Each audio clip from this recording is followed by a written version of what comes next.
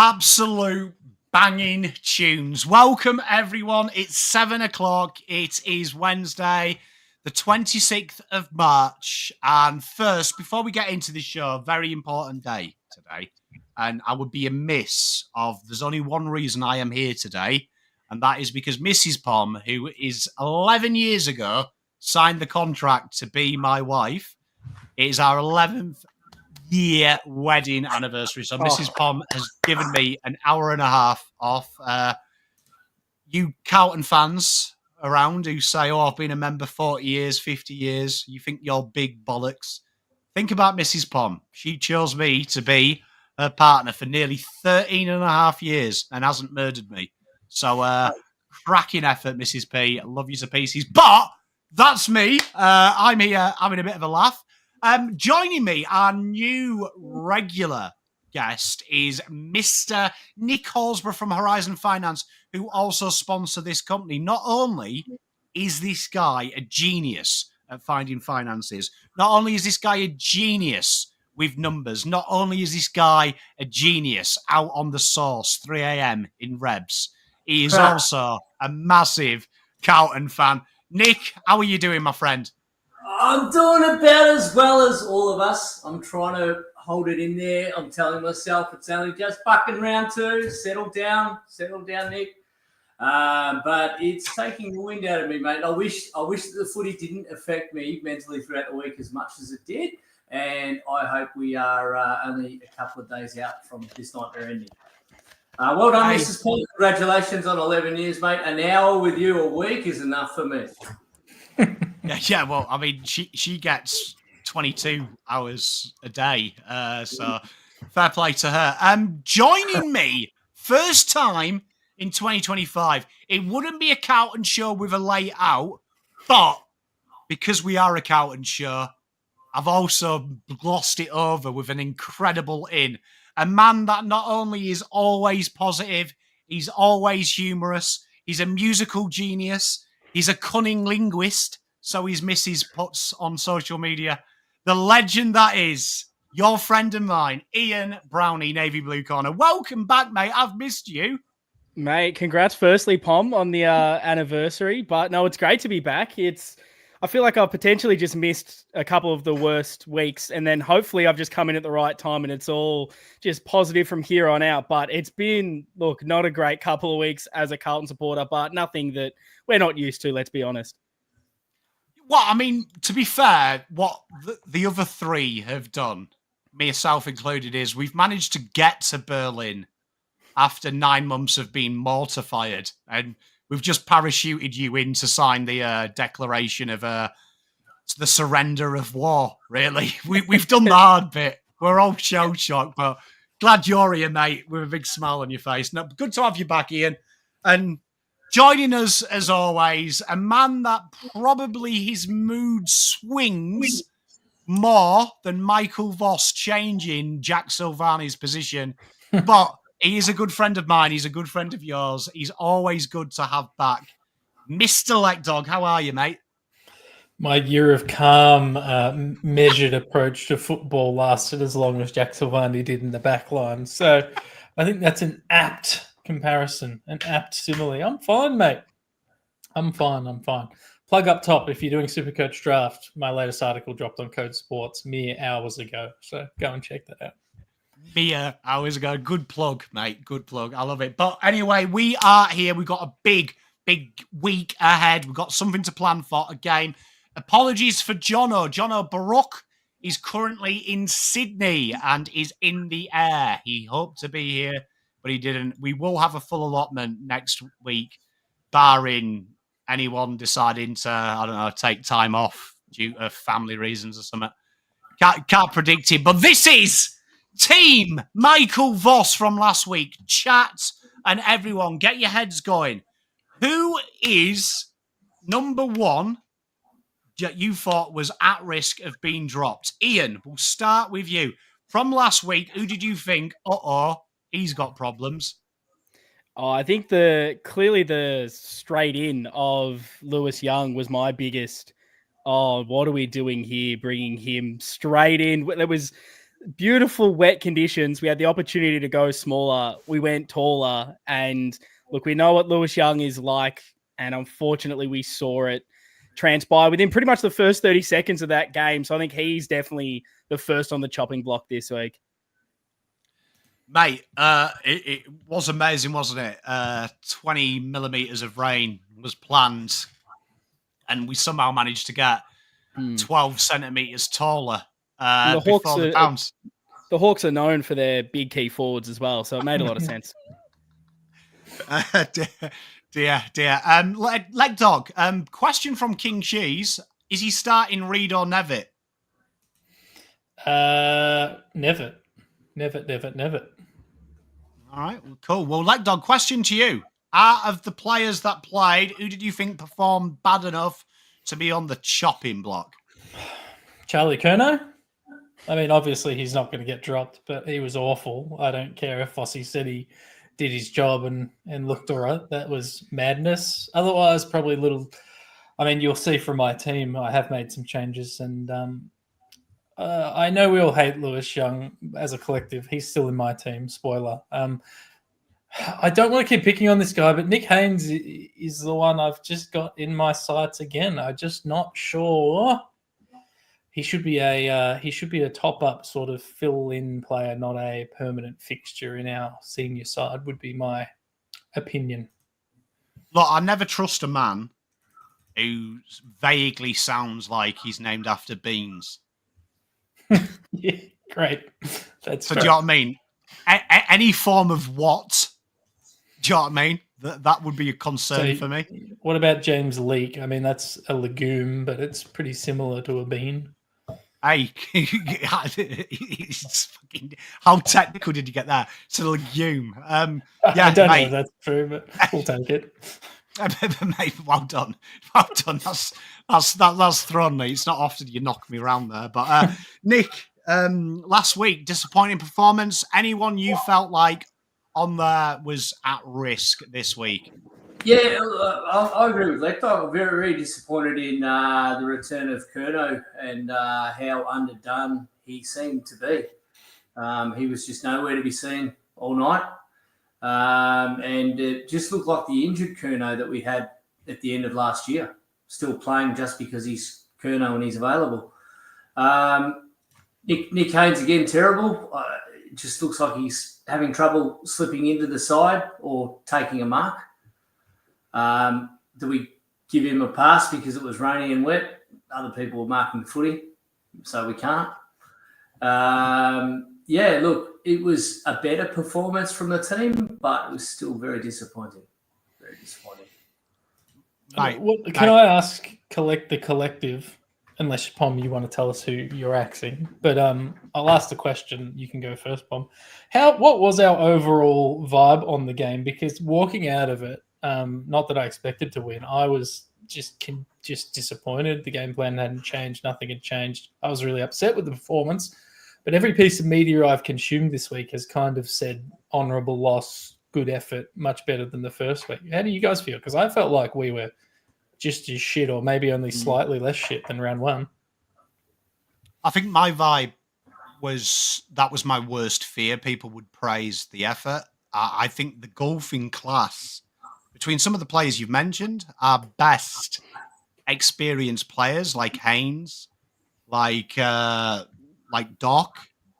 I felt the difference in class between the seniority players of Hawthorn and ours in them conditions and their adaptability outside of Cripps and TDK was really alarming to me, because they're the team they're the players that I'd be looking to in that situation, tight game, to be like, come on, lads. So I think that's the one that really stood out to me. Game plan and stuff didn't really concern me. I didn't tell me anything different from the week before, but I was really concerned that I felt the game was there, and it was the senior players that really let us down outside of Cripps and TDK. And that concerns me, that no one seems to be rising when Cripps rises. Yeah, to me, it's just the structure and the game plan. We're seeing a lot of fumbly little handball across half back. It was only once I saw Sard, and it looked bloody beautiful when he burst through the centre, took that bounce, balked and weaved a couple of players, and looked good. And I thought, yeah, that's the Sardi that I've been waiting for. But this continual long bombing into the forward line to a half-dead Charlie Curnow with no Harry Mackay there, it made us look a bit empty up front. I think we've kicked, what's the stat? 17 goals, 27, I think it might be, for our first 2 rounds. And that's very concerning. Like that's worse than Brisbane territory. Yeah, I thought everything looked so bleak after that game. There just wasn't any real positives that you could look at after that to get you excited for the next week. And I think so much of it for me in that game was just built off pressure. And I knew as soon as that pressure wasn't going to be able to be sustained for 4 quarters, it was just going to fall away like it did in the last quarter. And then hearing, things from Vossi, things from the club after the fact, there's just such a disconnect, I think, with our fans are seeing things and feeling about the club and then the messaging we're receiving. So it's just really bleak is probably the best word I can use to just describe everything right now. Bleak. But when something's bleak, we turn to Mr. Positive. Leg Dog. Let's get stuck in. Here is Team Leg Dog. Leg Dog, take us through your changes. Chat, throw in your questions for Leg Dog, and panelists prepare to ask Leg Dog one question and one question only. Yeah, so I guess, I can't tell you the changes between this team and the actual team because I haven't actually compared it, but I have removed Nick Haynes from my side for the second week. Again, not out to get him, just want a team that performs. And I'm very aware that the team I've put on the park is not the team that Michael Voss is going to play. I've put Lewis at fullback with Wiedering as the loose intercept player, which I dream, Pom, we've talked about many times of this show. We wish to see it. It's never going to happen, but that's the lineup I've gone with. I've got Cowan, Sard, McGovern. McGovern's not had a great start to the year, but he stays in the team. And I've got Doherty at halfback because if we're going to play him in the form that he's in at the point in his career that he's in, I don't really want him in the contest anymore, kicking the ball directly up in the air. I think let's give him some space. Let's let him work in defence where I believe he made an All-Australian team back there, at least a squad. Walshy out on a wing. Now, I know Lloydie has been going on TV saying that this needs to happen this week. We've been talking about it for 4 years on this show. Sam Walsh needs to be an outside player given the way his body looks at the moment in the contest is not where I want him. Savani stays forward. He's never going to play a defence in my side again. Kemp stays at half forward, and that's purely because Harry Mackay won't be available. Curnow stays in because you need someone at full forward, and Will White gets probably a surprise debut for the Blues, but he comes into my side after a solid showing. I think he had about 20 and kicked a goal on the weekend, but I just want someone who's can play that small forward role and do it well. I'd rather him over a Frankie Evans. And then no real massive changes. I guess Jordan Boyd comes in as well as that sort of defensive option on the bench to flick with Sam Doherty. Also got Cotters there who played. He had a better game on the weekend. Still don't know if he's hit the scoreboard in the end, but had another 20 or so disposals, played primarily in that sort of half-forward flank. So he's there as a bit of a wing-forward rotation. Ollie Hollands, I don't know what to do with because I don't think I want him in defence. He wasn't bad. He hasn't been terrible. I just don't think that's his bag. So I kind of want him to be in the wing rotation primarily. Fogarty's probably lucky to stay in the team, but I'm banking his, body of work in terms of pressure to stay in. And then Campo, I think it'd be really rough to drop him, but I don't think he's going to start in this side in real life this week. So I've got him in there as my sub, and that is my team. Right, I love it. Ian, question for Mr. Legdog. Yeah, no, absolutely love the team. But with, I guess, Walshy on the wing there, Ollie Hollands potentially out of defence as you've moved Doherty there. You've got Boyd. You've got Lucas as well, whether he's the sub or not. Who else do you think will be maybe taking some of those Sam Walsh midfield minutes on the inside? It doesn't look like Cooper Lord has been chosen in your side. So who is that man replacing those minutes? So I still think, I think in real life, it's Sam Walsh in the midfield, isn't it? But in my imaginary team, I think we're doing a bit of rotating. I think we saw Motlop the first 2 rounds. He's gone up to a couple of centre bounces. I wouldn't mind even increasing that a bit more. I think he's probably earned a little bit more of an opportunity. He had a good game on the weekend.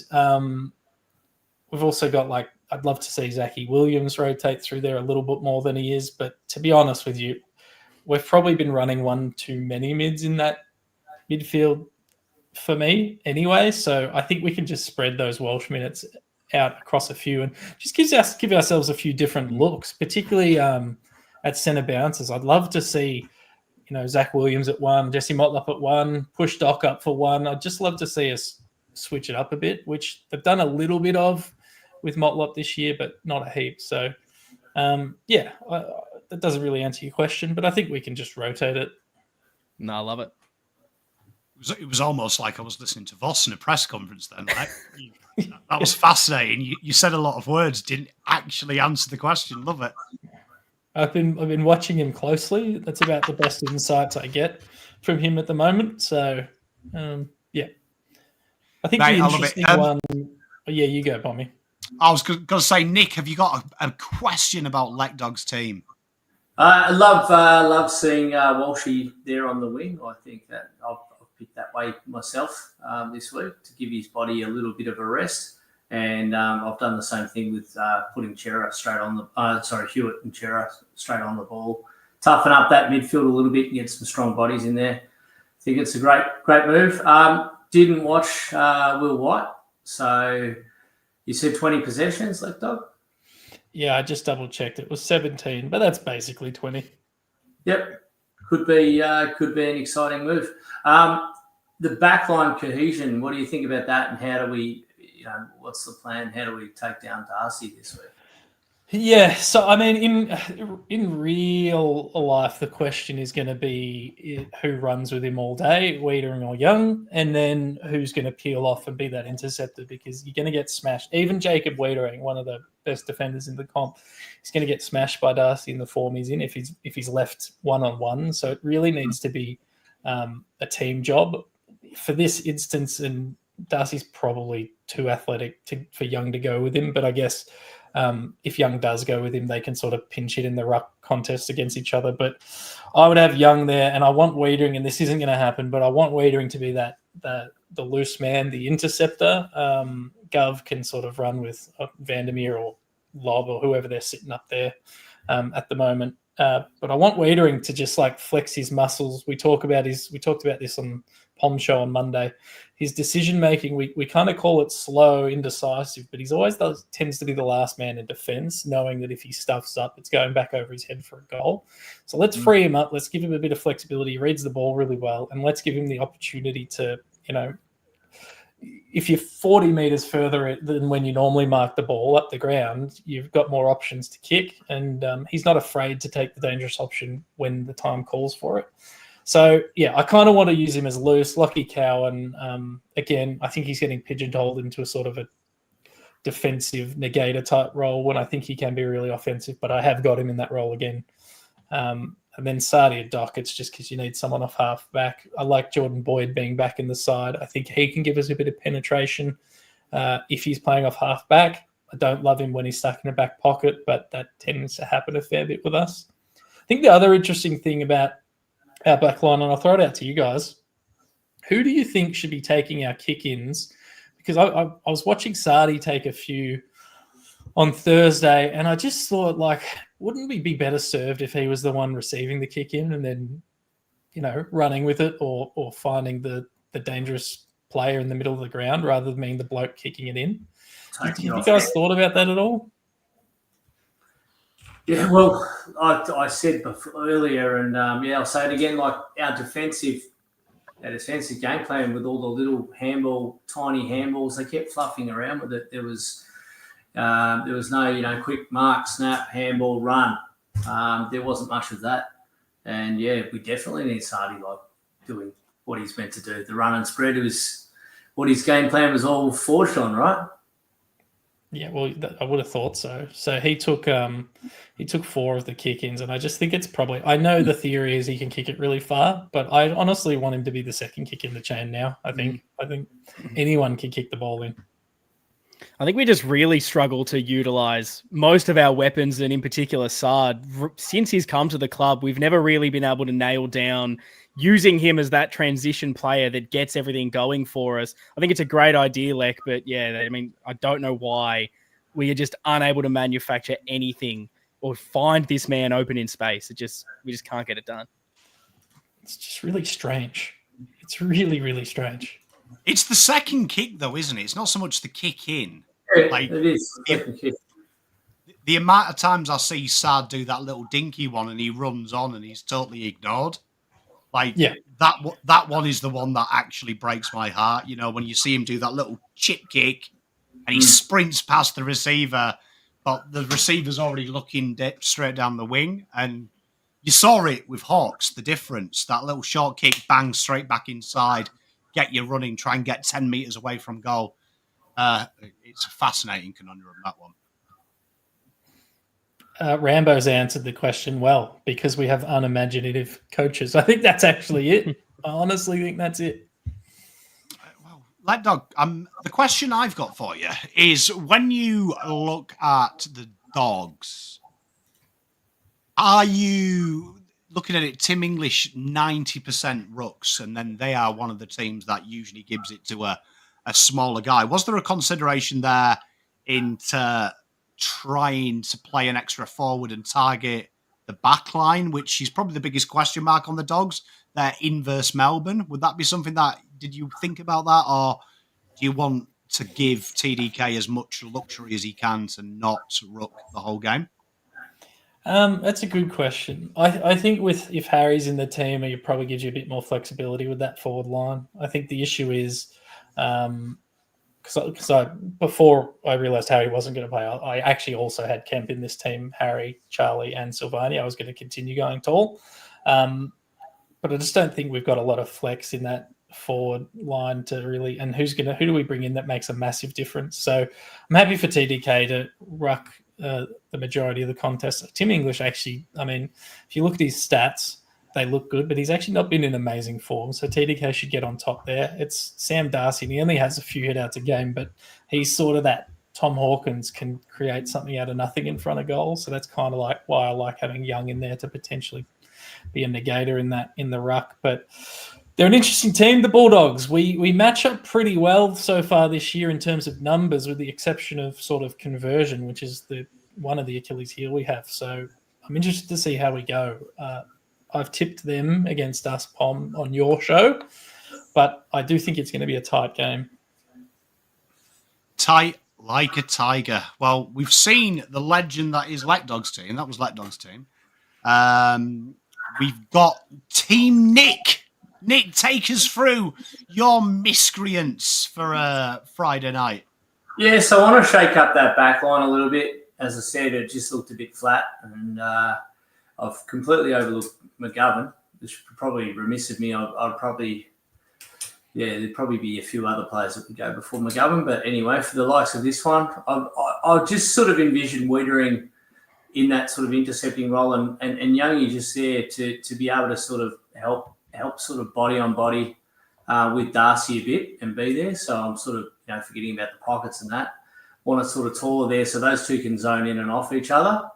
If we get Wiedering intercepting, Carroll showed some really good skills in the pre-season, and we've mentioned with Kempy and Sard that people to deliver the ball up the wings, up to the half forward line.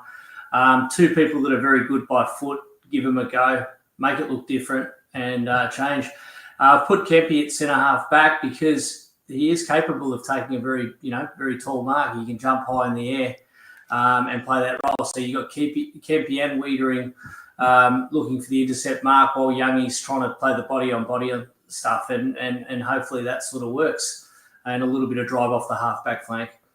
Akers, Cripps and Walsh. I'm with you, Lapdog. I think Walsh could do with a little bit less intensity, just to assist him to get a bit stronger and give his body a go. Like, why are we, just because he's recruited as an inside mid, playing him as an inside mid every fucking week? Like, read the play.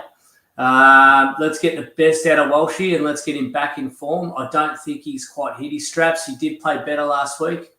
But he's missing the magic of the turn, the blind turn, the player that backs himself and can run through with the ball. We're waiting to see it. Fogarty on half forward. Jack Silvani. I don't think Harry's going to play. Something sort of tells me this week. So Jack Silvani, centre half forward. Can't get rid of that stat you gave me last week, Pom. 43 times inside 50 results in a shot on goal. And, mate, we need some fucking shots on goal. We need to stop bombing it. We need to lower our eyes and find someone lace out on the tits. And hoping Jay Sauce can do it. I don't like Ollie Hollands in defence. I just think, again, I think he's too small. He's got a bit of run and he tries his guts out. Back in the forward line, some forward pressure with him and Fogarty creating that forward pressure and trying to keep the ball in rather than just a high kick. Curnow can't mark it. Rebound out, we lose the ball. I want to see some pressure. Forward line, we got Williams, Curnow, and Motlop. Motlop did a great job sort of swinging in a variety of different roles. I think he's earned his spot to stay in the side again this week. And TDK in the ruck, Chera and Hewitt, same as Lek Dogs, midfield. Just stronger bodies. We need to win we need to win our contest game back and need to have some runners in the squad. That's why I brought in Moya this week. Lord and Binns, some little tough nuggets that we can sort of play and pawn around anywhere. Cottrell and Doherty is my sub. I think Doherty as well is struggling to sort of see and run out games. And it's good to have around the squad for a little bit of leadership.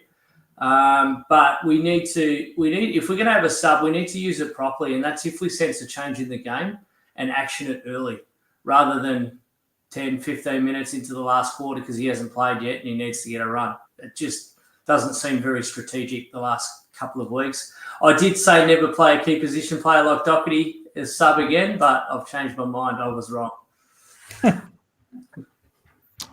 Mate, life is all about finding when you're wrong and doing it. But I love it, mate. I love it. Mr. Ian, we'll start with you again. Have you got any questions for the legend that is Nick? Yeah, just got the one. I think probably the biggest maybe player that wasn't named in your squad that I can think of was maybe a Jordan Boyd. What was the consideration over a Carroll over Boyd in this situation?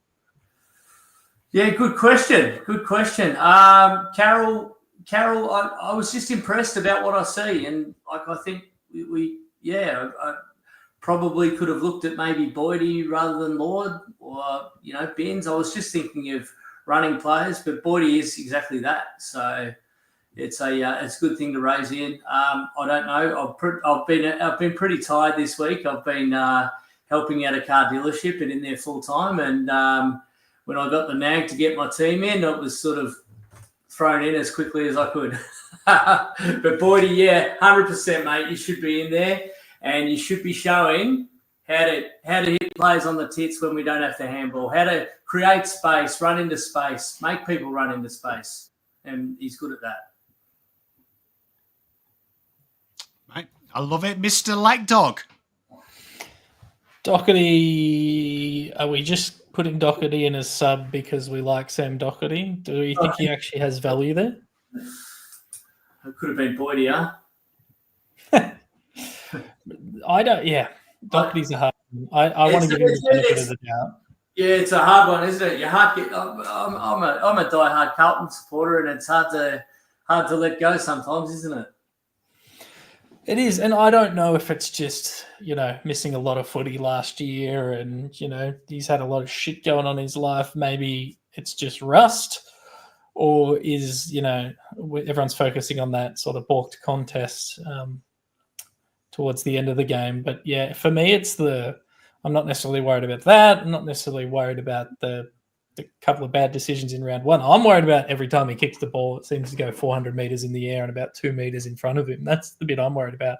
And that just screams sort of a lack of composure for me. So if you bring him in as sub, what do you have a plan for where on the ground he plays? I don't know how the game rolls out. I believe that the sub should be able to play multitude of different positions and be thrown in where required at the time.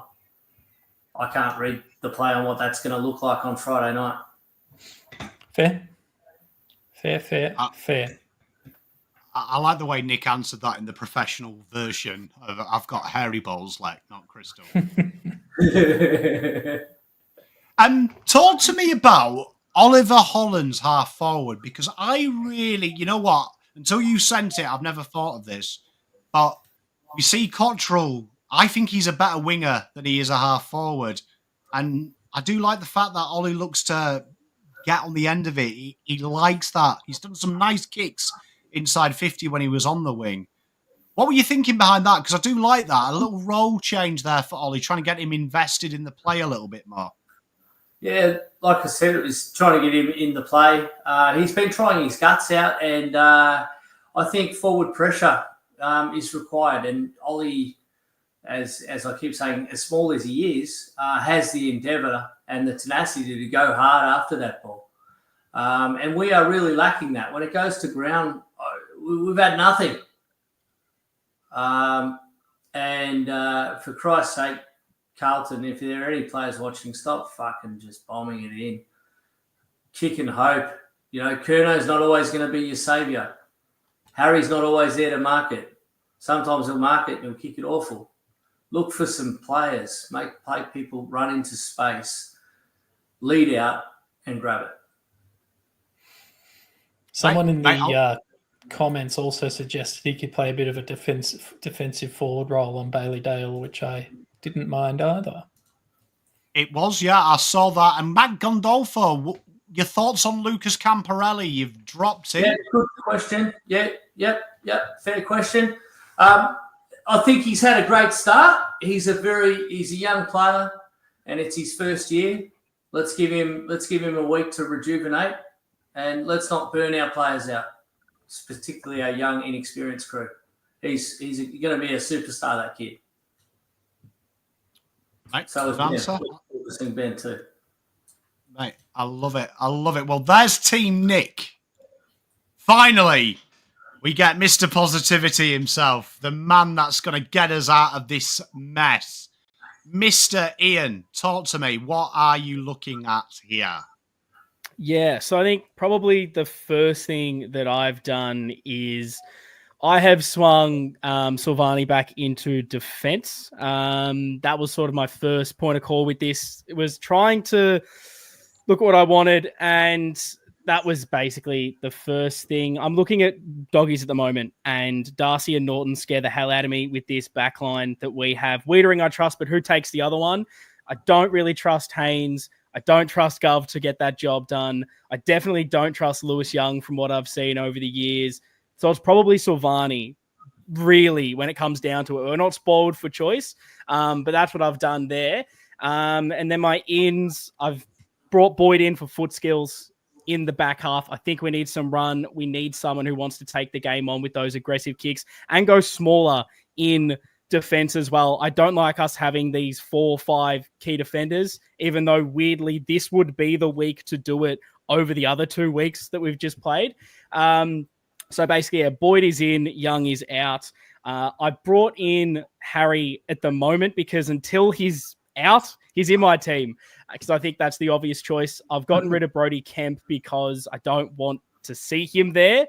I just don't think he's a forward, really, is my biggest concern. We've seen it at stages and it hasn't worked. I think his forward positioning was poor. His footy IQ hasn't been there. So Kemp moves out. And then my other in is Moya in for Haynes. Again, I haven't loved what I've seen from Nick Haynes this season at the moment. And when I'm trying to get a better back 6 or 7, I like the look of Cowan, Wiedering, Gov, Ollie, Silvani, Sard, and then Boyd. You can throw Doherty in there if you need to, but I just think we need to go a bit smaller, a bit more dynamic with ball in hand than what we've been putting out for the first 2 weeks of this season. And then, Moya in just because the forward lines lacked a bit of potency. And in this world where it's Harry and Charlie in that forward line, there's no Kemp. Silvani's been moved into the defense. I feel like we need another dynamic third tall. So I think Moya is probably the perfect one for that. And I get that the talk around Ashton is his form hasn't been amazing in VFL, but it kind of wasn't all last season either. But when he got thrown into the seniors team, even though it was 2 quarters, a very small sample size, he looked exciting. There was a bit of flair, and that's something in our forward 50 at the moment I think we really lack. There is just no potency. No one looks exciting down there. So if I'm moving Sauce out of that and he's been the shining light so far, then hopefully Ashton can get it done for us. And I guess to touch on the Harry thing, because I agree, he probably won't play this week, but I've lined him up there. If he doesn't get up and he isn't playing, then I think I'm probably going to be forced to move Sauce from defense into the forward line. And then it's either Kemp or it's Haynes, and none of those really excite me. Part of it is you just throw Haynes in there and say, look, we've recruited you to be a key defender. Let's see what you can actually do. Can you play a lockdown role, or why are you on this list when we seemingly don't have any lockdowns? Or did you just say, Kemp, you did this all last season. Let's do it again. I mean, I think Pom's desperately trying to update something in the background, so I won't talk to him yet. I think so just for clarity, did you have Haynes in your team or did you not have Haynes in your team? Just wait a sec. Haynes is dropped, unfortunately. Yeah, the Pommyinoz. There we are. Right. That is what it should look like. For some reason, my computer won't let me override an ancient team list. Neither will our coach. So no follow-up on the Nick Haynes point. And apologies if you touched on this. I was just distracted by trying to work out where the players were on the screen. Cooper Lord stays in your side as a sub? Yeah, look, I don't love him as the sub. I think I've said on this show since we started it, I want the sub to be a nice dynamic player, someone who can change the game, play multiple positions, and maybe just years of seeing Vossi play the big body mid has made me fall into the trap as well. I think I'm really just struggling to find other players that are fit that I think can play at the level. So at the moment, it's kind of by default a Cooper Lord. Maybe it's because I've got Walshy out on a wing and potentially Doherty plays some time down in the back line. Ollie Hollands moves up to a wing. And I try to be a bit more, I guess, throw the magnets around there, that maybe later in the game we realize we need a bit more oomph in the midfield. So Cooper Lord comes in. But yeah, not sure that it's the greatest call. I'm definitely open to the sub being anyone else, but I think as far as talent-wise, he was kind of the next best. Can I just say, by the way, because you talked about people being fit, because I've been having the same struggle picking a best 22.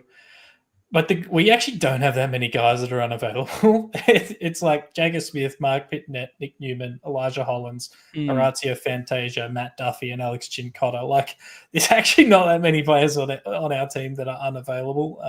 I know Harry Mackay probably will miss and all that sort of stuff, but I think it's just an interesting point because I have been battling to pick a 22 each week, and we're mostly available. I think that injury thing is a bit of a misnomer. Yeah, I think it's such a strange one. I think particularly for that sub role, because I wanted to ideally be that front half player. It's probably Fantasia, like that type of player, or an Ashton Moyer. But I've thrown Moyer into the starting team. Fantasia's not ready. I don't trust Durden to do it. I just don't think we have a lot of that player that I ideally see as being the sub on the list anyway. And then when one or two of them aren't fit and ready to go, it's just like, I don't know who to put there at all.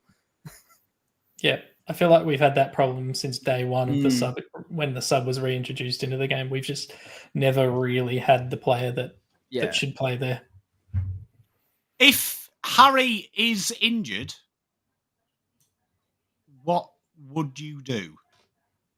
Yeah, see, this is the real tricky thing. I think we'd then probably need to chuck Sauce forward, because he's the next best key forward. I just don't trust Kemp in that role. I think Sauce looked our most potent forward last week. And honestly, in round one, even though he played about 5 minutes there, so I'd probably have to go against my best judgment for what I wanted against Norton and Darcy. Jay Sauce would move up forward with Charlie. And yeah, that kind of stuffs the backline up, to be honest, because I don't think Gov can play as that second lockdown.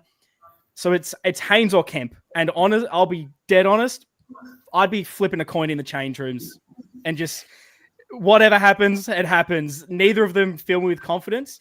And maybe that goes back to what Leckdog was saying with Lewis Young, where at least you know he's got the physical attributes to play that position. Whether he's got the other elements, at least you know that he can line up against them that way. But I just saw what he did against Chol, and it very much worries me. So I'd probably say Haynes comes in and plays in defense almost as I need to see if Haynes or McGovern can play lockdown, because I don't know what we're doing if that's our back line and those are our key defenders and none of them can play as that second defender with Wiedering. So it's almost a trial by fire for me. Mate, I love it. I love it. Yeah. A few people in chat, while I'll let Nick think of a question, asking, would you try Gov up forward? I mean, it's not the worst thing. We've seen it kind of work a little bit early on. It's not a bad option, but I don't know. Yeah. I think for me, if I'm looking at who else is available, I'm weirdly taking Gov over Haynes and a few others. So I'd probably, the form Sauce was in last week, I think he would be my obvious move instead. Yeah, the Gov forward thing's interesting. We've talked about it a lot over the last couple of years on this show. Has a bit of a get out of jail card, but like the club has literally never pulled the trigger on it, even when we've had a mass amount of injuries. So either he doesn't want to play there, or they don't trust him there, or what. But I think if we were ever going to see it, we would have seen it, against West Coast last year at the very least. And I think with Gov being still one of our better users by foot, and that being an issue for us moving the ball from D50, probably wouldn't want to take one of our better at their best ball users out of that. But that's just my thinking anyway. Yep. You know what I always wonder, though, is he's the only forward on our list, bar the big guys, who have kicked 40 goals or more. Do you know what I mean? Like, yeah, I remember I did a massive piece back in the day. I think it was 2020, and I went on the BA a little broad to talk about it. But like at that point in time, Eddie Betts and Mitch McGovern were getting flamed for being shit, but they were statistically the best forwards we'd had in about 12 years or something, if you looked at goal assists and goals and stuff. So he was never a great target as a forward for us, Mitch McGovern. He was always pretty good at bringing the ball to ground and creating opportunities, but we also haven't seen it for it's almost 5 years now, really. He had a pretty crucial miss on goal at one stage, didn't he? We haven't seen him there ever since. Yeah. It is generally bizarre when you speak to people in and around the club as well. He hasn't even trained with the forward group since we moved him, which I just I agree with GW Sharpie. I find it absolutely madness to me that you wouldn't keep his eye in when you have no key forward depth. Do you know what I mean? To me, if I was the coach, I would be giving him at least a day a week with the forwards just in case, because he is a 20 plus a year player just in case. But I mean, I'm just a lowly pom. Nick, have you got any questions for Team Ian? Maybe Mitch McGovern would if we stopped lobbing it 100 metres in the air. Potentially. Interesting call. I think with the back line with Big Darcy up there, 7'2". But your distaste for youngies too much. Yeah, unfortunately, and I think it's that weird thing of if I was to, there's a kick left in the game, doggies are entering inside 50, and there's one, it's not Wiedering. Who is the one person I trust to make a play? It's probably Sauce. And maybe that's not the best way to select a team going off that, but that's why it ends up being Silvani. He's the one I trust the most, and I'm the least scared to see it in action. Fair call. Just as a little fun fact before we look at Pom's team, our current goal-kicking leaders, other than the two big blokes, are Paddy Cripps with 113 career goals and Jack Silvani with 89. Sam Walsh and Jesse Motlop are both ahead of Mitch McGovern for total goals in their career. So he's just not a forward. Do you want me to fix it?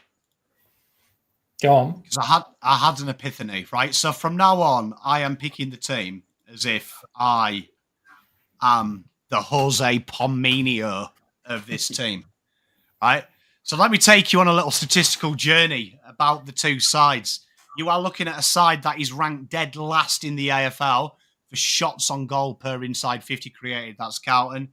You are looking at the third worst side in the league, the only side that is in the bookies' bottom 8.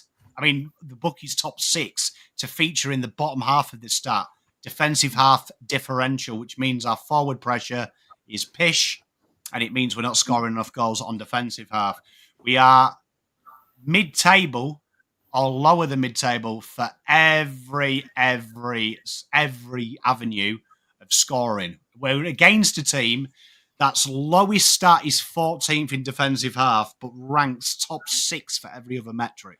So we're against a team that is very hard. So what I've done is I've taken out the scary bit, and that's why Lewis Young is there. Before anyone comes in and says, why is Lewis Young there? We have a 200-centimetre guy that I don't want Jacob Wheater in guarding. I want someone in there that's just going to put a man on him, and I can play Wheater in higher up and McGovern at centre-half back to try and intercept that ball, get us going forward, give him a body.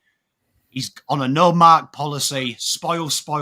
And then I've tried to take out their forward half press. So I've got Ollie Holland, Sard, Cowan, Boyd to kick through it. You will see Lucas Camporelli and Ben Camporelli are in this side. So I've ignored anyone in the VFL that has been bang average for more than 5 games or been injured. Matt Carroll, I thought his ball use was very poor in pre-season, and that has been the staple of his career. Do love his endeavour, though, but rather him play in the practice game this week, having coming back from an injury. Ben Camporelli, half a game. I was super impressed. So my rotation is Lucas Camporelli goes on half-back. When he rotates, goes on the wing, gives Walsh a rest. Ben Camporelli is the extra midfielder in my slotment there. Someone that's going to be dynamic and be very quick. Akers, Walsh, Cripps. We have talked about Walsh on the wing for 5 years. It's nice that Kingy catches up with us. Cottrell, Motlop, Fogarty, Williams, and Ashton Moyer is my replacement forward with Cottrell. I've got Kerno and JSOS. The reason I've got Ashton is, I'll be honest, I didn't like his game this week in VFL. I didn't like his first game in VFL. But one thing I'll do is he's had 4 attempts at goal and kicked 4 goals. So he's Jack Martin, isn't he? He'll do it on the night. He'll do it on the night. And then I've got Cottrell listed twice. That's my fault. That is Cooper Lord. My extra midfielder, I've got no Doherty here. I think Lord deserves a go. I think he's been pretty impressive as the fill-in player in the last 2 games. So I want him to play this role full-time this week. Give a little bit of a break because I'm trying to keep Walsh out of the centre as much as possible. But I'm also trying to keep Cripps out of the ruck, hence Young being there. So I feel like it's a very flexible team, very versatile. I think we're playing to win. We're not playing to just take part. And I want to see us go as hard as we can at this game. I will field questions from the esteemed jury. I'm not sure I've got many questions. I like what you talked about with Young to basically stop the 200-centimetre plus beast. A lot of Young's issues are once he's actually found the ball or stopped the ball or punched it over the line. If he gets a kick, he struggles. How would you set up a defense around him, Pom, in terms of so he doesn't have to kick longer down the line? How would you make sure that he's just got someone to handball off to run the ball ahead? That's why I've tried to eliminate the tolls. So in this team, Cowan's going to be playing the loose intercept role. So when you take out Darcy, I think everyone is containable in that forward line. So I want Cowan to be the interceptor, and McGovern, I want him to oscillate in them areas of space a bit higher up the ground. So for me, with Wheater in, I want to try and keep Wheater in as loose as possible and just have someone in the way. So I'm playing smaller players. I'm playing Boyd. I'm playing Ollie Holland. Both of them are proficient at ground ball. Sard used to be good at ground ball before we turned him into a lockdown defender. And Lucas Camporelli had numerous games where he got 10 ground balls in South Australia as a back half player. And I think he's shown his work rate on the ground here. So I've tried to keep them as fresh as possible. Sard, Ollie, and Lucas Camporelli are going to spend a lot of time running this game. I wanted that rotation as quickly as possible. So that was basically the plan. To answer your question, I've gone smaller, go hard. And is Gov your matchup for Aaron Norton? Yeah. So you look at Norton, he likes to work up the ground. So does McGovern. So take him in there, and TDK will slot behind the ball after his ruck stoppages, no doubt. Try and set that trap. We want them to kick to 65 out. Let's set a trap there. Let's make them go as deep as they can. Cool. Well, I have more questions, but if the other boys have them, go ahead. Yeah, Ian's looking very scary. You answered one of mine already, which my one was going to be, I know you're a big fan of Cowan in the draft, much like myself, where he was such a good user of the football, loved his dash, loved his run. So I was going to ask, how do we unlock him? But you kind of answered it by saying that he was going to be your interceptor, because I feel like so much heat has come towards Lockie Cowan in the last couple of weeks. And that's ultimately because we're playing him so deep and he's having to have these rash kicks out. But you answered that. So I'm going to pivot, and I see you've dropped Kempy. I guess the question is, where do you see him for the rest of the season? Are you completely writing him off as a forward? And where then, if he is a defender, does he sit in your calculations with Haynes and, Lewis Young being there as well? For me, I don't see the point of training Kemp as a forward at all. I think JSOS, for me, I said it in preseason, he is reliable. You saw what he is, and he's going up against Ashton. I would continue keeping him as a forward for the next 4 to 5 weeks, see how Ashton goes, because we are going to have to rotate Ashton. I don't want Ashton playing 15 games this year. I want to limit it to 10, and he gets more if them 10 games are brilliant, if they are showing something. But I don't want to be left in a situation where we have been over the last 5 years if he just gets games because it's Ashton Moyer and we don't want to look foolish. I want to be able to say, right, we've got you in here now till Geelong under this team. When the Geelong game comes, we'll decide whether you play or not. But if you go to VFL, there will be a list of stuff. So I want Brodie to go back. He's a confidence player. We saw it down back. I shelve the idea of moving him back down back for the next 5 weeks. Give Ashton this chance, see how far he is off. And if he is quite far, if he is near, it's going to be JSOS and Ashton once Harry is fully fit to be fighting for that role to help them too. So that's basically to answer your question. I'm going to hold off on Kemp going down back because I do think he's a backman until we see what Ashton can do this next 3-week block. Yeah, love it. Mr. Nick. Your thoughts on Nick Haynes and whether we see him back? Obviously, you've dropped him this week. What do you see? Well, McGovern's incredibly lucky he's not dropped, to be honest. And that's only because we've got no one else.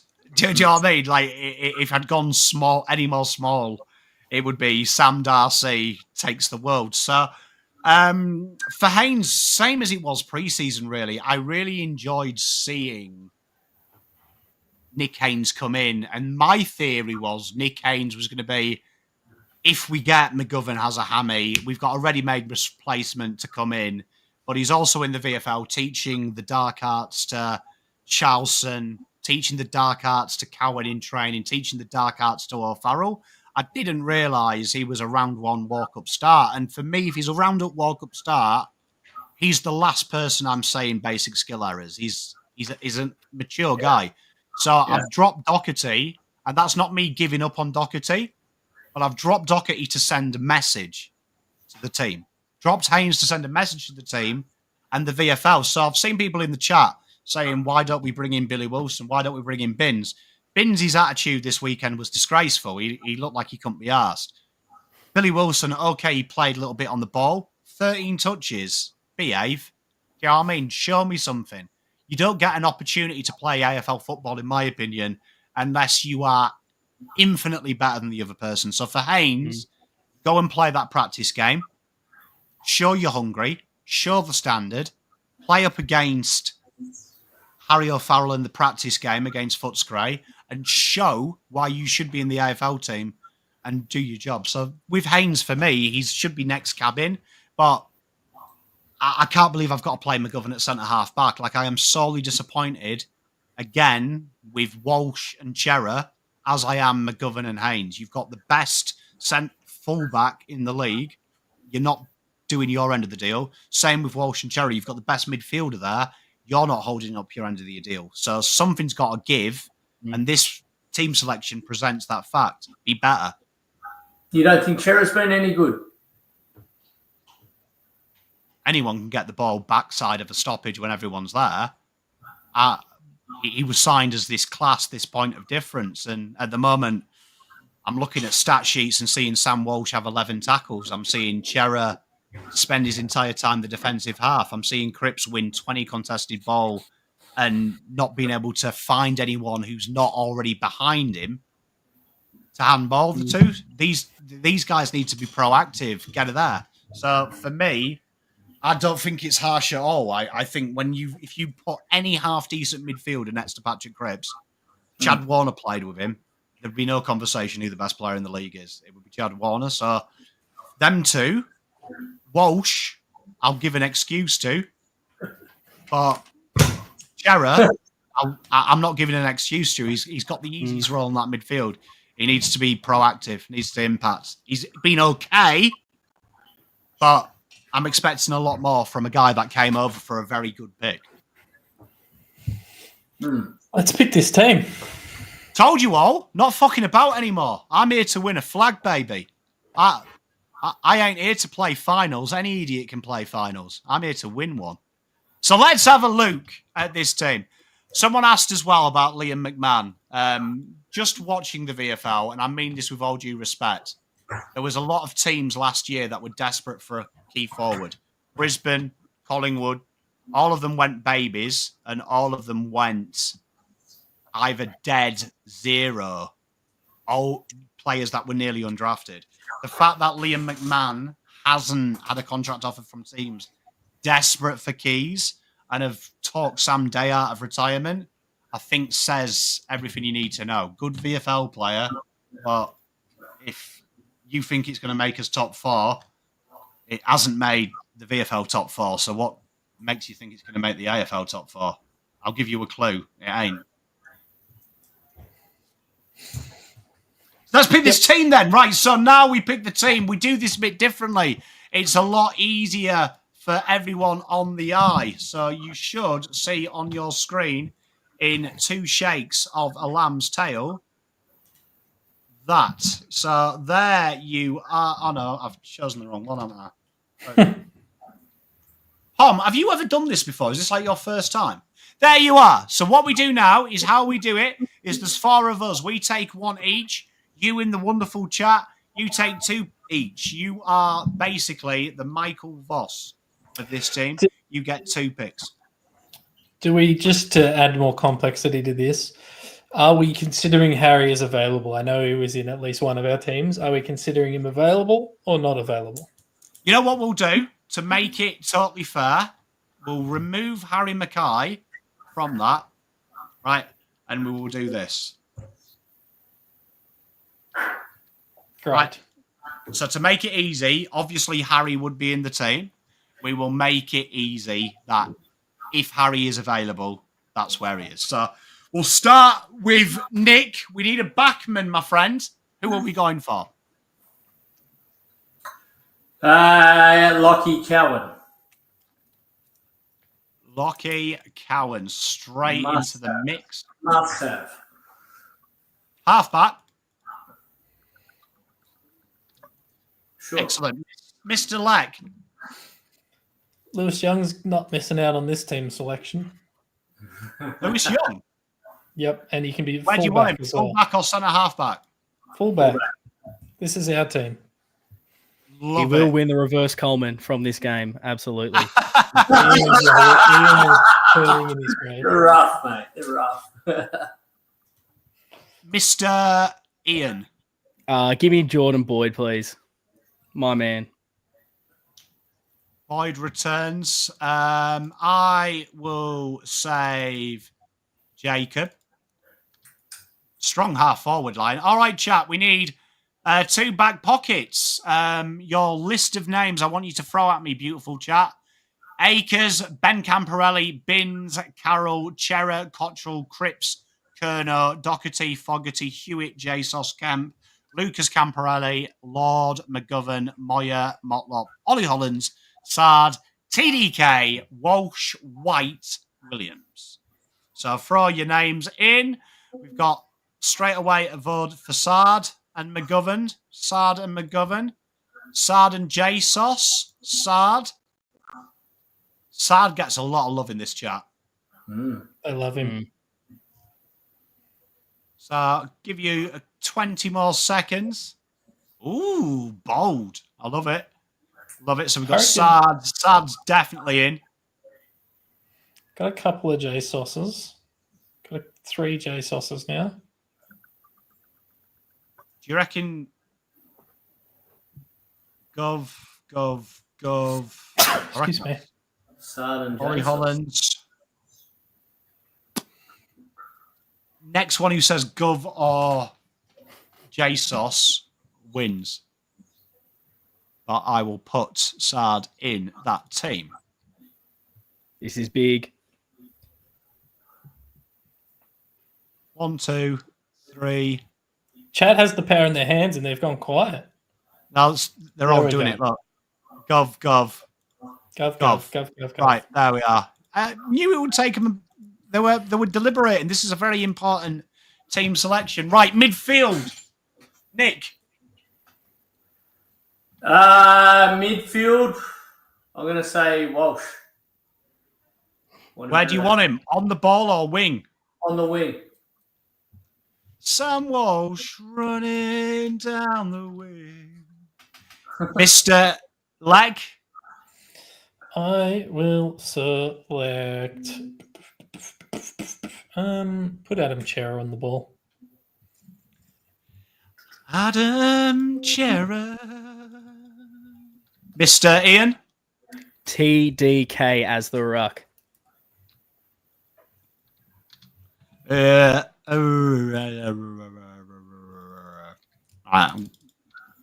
Oops. To be fair, that is how the midfield works. That's because Cripps. But I've gone Cripps. So chat, I need 2 midfielders. I need 1 on baller, 1 winger. Akers, Ben Camporelli, Lucas Camporelli, Binns, Carroll, Cottrell, Kerno, Doherty, Fogarty, Hewitt, Jesus, Kemp, Lord, Moyer, Motlop, Ollie Hollands, Will White, or Williams. Akers and Lucas. Hewitt, Lord. Akers. George Lucas, clever. Akers, Lord. Hewitt, Akers, Hewitt. Hewitt, Camper. So Hewitt's in. It looks like it's Akers as well. A lot of Akers love. Yeah. What Shane wants Akers dropped. It's definitely Akers. You know what? I'm with Shane as well. I did desperately try and find a way to rejuvenate that, but then I was like, yeah, Akers heat maps all over the place compared to when he's good and the one dropping back to be sort of that loose man behind defense. Akers I can forgive because that is definitely structural. That's not Akers. So we're now on forwards where the bread and butter's run. Mr. Nick, who do you want? Jack Silvani. Jack Silvani. And Ian is so mad right now. Who's mad? We can swing him. There we are. Mr. Lackdog. Am I greedy if I pick my point of difference in the forward line? No, you know what? This guy deserves a shout out. Jesse Motlop, I thought. Actually, I know he was criticised in that first Richmond game, but I really thought a lot of that was structural. I thought he was good against Hawthorn. Who was that? Sorry, you cut out on my end. Motlop. Where do you want him? In pocket or half forward? Half forward for me. I liked him pushing up the ground more. Just play him in the midfield, mate. Mr. Ian. Yeah, spoiled for choice. But I'm going to take Cottrell, I reckon, on the half forward. Hasn't been amazing, but still one of our better connectors. You know what's going to totally annoy me, that. Yeah. There we I are. thought that might be the Right, okay. I am going to do something I've never done before. And I'm going to leave chat to bring him, the Ooh. Messiah, in. But I want Ashton forward pocket as my third option. So chat, I need 2 forwards. I need 1 key position forward, 1 pocket. Your options are Ben and Lucas Camporelli. That's separate. They're not one person. Binns, Carroll, Kerno, Doherty, Fogarty, Kemp, Lord, I am Lord, Ollie Hollins, White, and Williams. Good episode, that, of the South. White is getting the love. I think it's interesting that Moya, while chat deliberates, Moya isn't getting a game when we flagged him as sort of the Jack Martin replacement, and Jack Martin's not at the club anymore. I do think it's interesting that he still hasn't been in the team. Yeah, and Carlton socials keep bringing up Matty Owies and fucking Paddy Dow. Yeah, it's mind-boggling. So we got... I think Williams has just snuck it last minute. Williams. Will White. I think Hooks and Lucinda have pushed White out of this side. Will White is seething watching this. He's like... Right, Kurt, that's looking a strong team, but they always do. Right, so now we're on the bench. We need 5 people. Nick, who are you going with? I'd like to see Ben Camporelli have a first game, even though I didn't pick him in my own side. Hey, tell you what, though, I'm glad I've converted someone. A bit of Ben action. Mr. Leck. So Moya in. I'm putting Will White on the bench. I'm doing it. He might be our sub, but he's going to be on our bench. You know what, though? Not a bad sub, because, I mean, it's a guy that Voss will love him because he's played every position in the VFL, but ruck. So he's going to fucking froth Will White. He's going to be like, yes. Ian. Ollie Hollins surely needs to be saved here. Massive game last week, completely shut down old Dylan Moore, so needs the plaudits. He does. I will pick. Right, what have I got? You know what? I love Lockie Fogarty as well, but like I'm just tired of having to be told that it's really good someone tackles inside 50. I think he's been poor to start this year, to be honest. Yes. Yeah, but he has not done anything. Ratings. Tom de Koning had more tackles inside 50 than any of our smalls. It's a little bit of a concern. It's interesting. Nick Haynes is the only player it appears to be the only player we all dropped from the real team. This is tough because, like, honestly, I could drop all of them. You know what? Get the last spot. I've got to go Fogarty just purely on the fact that I do need to pressure these guys. So that could come in useful. So, chat, one more spot left in this dream team. We've got Binns, Carroll, Doherty, Kemp, Lucas Camporelli, Lord. You will kill Bambi's mum with this selection. I mean, if this goes the way I think it will, our chat has evolved a lot over the years on this show, Pom. I'm telling you, out of all the live chats, the Pommyinoz chat is by a country mile the highest IQ of chat. It's not even close. Every other show I go on, I get wound up, but this one, I genuinely don't. This is Cooper's voted a few times for Doc. I think Lucas is probably just ahead. Yeah, I reckon if the next couple at Doc, he edges it out, but I think it's Lucas. Oh, look at that. Hooks throwing in the curveball. I reckon it's Lucas. Oh, it's tough. Your love is like bad medicine. Yeah, Looks like no, it's Lucas. it's Lucas. Well done, chat. I'll say it a lot. If you want to actually have a proper team, make sure you go to Tasmania or South Australia. Stay away from Victoria. And Made 4 changes. You've given me 2 South Australians, proper men. Hairs on the chest, tight lads. Sard, Young, McGovern, Cowan, Wheater in Boyd to face Sam Darcy and a few mates. Akers, Cripps, Walsh, Cottrell, J-Sauce / Mackay, Motlop, Williams, Kerno, Moyer, TDK, Hewitt, Chera, Ben Camparelli debuting with William White, Ollie Hollands, Fogarty, and Lucas Camparelli also goes.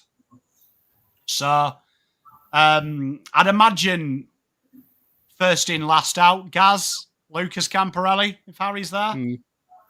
Yep. I like the sound of that. Do you know what I mean? I agree. Ice, you asked the best question. How does that midfield lose? But anyway, chat, Nick, what can they do? If I am sat at home right now and are thinking, you know what, wouldn't mind updating the office, doing a little bit of a tax write-off, how could you help them out, Nick? I can help them out with if they're self-employed and they're thinking about updating the office with office equipment. If your business is 2 years old or more, you potentially don't even need financials or bank statements. You just sign here to say that you're a good bloke, and if you've got a good credit file, we can get you approved on a pretty good interest rate at the moment as well. So, anything you need, guys, the Carlton community, I will 100% be looking after you and ensuring that you get the best deals and the best discount. Mate, you can't say fairer than that as well. Can't say fairer than that. So make sure you head on over to Horizon. You need a jingle, mate. Like, do you know what I mean? Horizon Finance. It seems to have a jingle, but link is in the description there and in your chat if you do need to go and say it. Just say, Pom sent you. Stop ripping me off, mate. You dog. And do I'm a fucking Carlton supporter. Look after me. Yeah, just be like, otherwise we'll send boys around. Lek, you've got loads on at the minute. You plugged your article at the start of the show. Tell us more about what Mr. Lekdog does in his day-to-day life. We don't have time for that, but Code Sport for Supercoach draft content. Drafted the Supercoach podcast will drop. We didn't have one this week. I think it'll drop on Sunday. The coming Sunday on Pom streams. I don't know. Alexi does on YouTube and Instagram. I'm a treasurer in a mindfulness not-for-profit group. I've got a lot of stuff going on, man. Like I'm busy as shit. Felt like I was your psychologist then. I feel like I've really opened Pandora's box here. Yeah. I'm a treasurer in a non-profit. I shouldn't laugh. That was just so random. That was so left field. That's what I do with my time. Sometimes walk my neighbour's dog. Don't even have a neighbour. Whose dog am I fucking walking? Absolutely brilliant, that was. Ian, tell me what you're doing this week. Yeah, so firstly, hopefully seeing a big Baggers win on Friday night. And then we'll be back on the podcast this week, Navy Blue Corner on YouTube, on Spotify, Apple Podcasts, wherever you listen to a podcast. I hope it should be there. And I don't normally do plugs and things like this to try and get some subs, but we've just hit 950 subs on YouTube, which has been unreal. So hopefully we can finally smash that 1K out in the next couple of weeks. Some Carlton wins would definitely help that's for sure. But yes, me and Lockie will be back to review what has transpired on Friday night. I can't believe you're not at 1,000. That is a scourge on the Carlton community. That there is some absolute tosh has 1,000 subscribers on YouTube. Trust me, some absolute bobbins on YouTube. How they haven't got, that's a disgrace. If you do, go and share Navy Blue Corner to a friend, introduce them, because Ian and Lockie, two of the most positive, honest, well-rounded human beings you'll ever have the fortune to meet. So go and do that. Uncle Pom sent you. What have I got this week? I've got loads on. I've got my anniversary, so a big shout out to Mrs. Pom. 11 years happily married. I can use that adjective. She hasn't kicked me out yet, so that's a huge result. Wins all round. I have gone 15 minutes over time. I will have my preview out. It is recorded. I have had a proper lazy day today, so I have to add sexy graphics. That should be out tomorrow. Tomorrow we're live for Essendon. We are live on Friday for Carlton. And we are live on whatever the evening game is on Saturday. I can't remember, but there is a game on Saturday, so come and say hello. And on Sunday, Kickback with Pom has an incredible special guest.